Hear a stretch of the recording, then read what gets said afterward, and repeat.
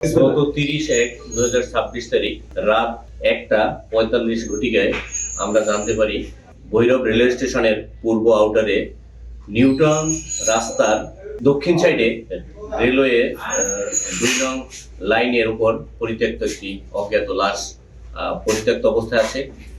উক্ত সংবাদের ভিত্তিতে আমরা ভৈরব রেলওয়ে থানা পুলিশ অফিসার কোর্ট ঘটনাস্থলে গিয়ে আমরা লাশের সুরতহাল এবং অন্যান্য কার্যক্রম সম্পন্ন করি।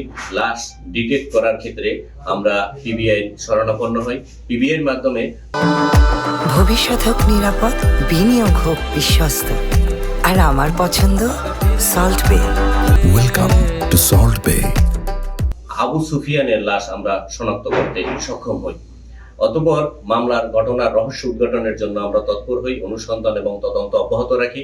In the mean time Abu সুফিয়ানের বাবা অত্র থানায় একটি নিয়মিত মামলা হত্যা মামলা দায়ের করেন।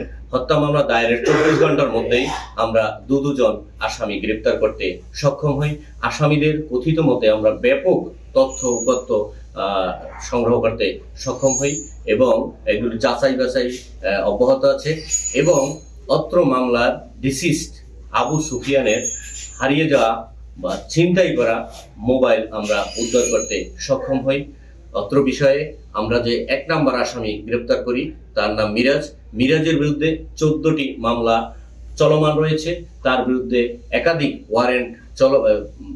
ওয়ারেন্ট রয়েছে, যেগুলো আমরা বিভিন্ন থানা থেকে আমরা তথ্য পাচ্ছি এবং সেসব মামলায় তাকে গ্রেপ্তার দেখানো হবে। অন্য আসামিও বিরুদ্ধেও একাধিক মামলা রয়েছে, সে সহযোগী হিসেবে ছিল বলে আমরা প্রাথমিকভাবে অনুসন্ধান তদন্তে প্রাপ্ত হয়েছে।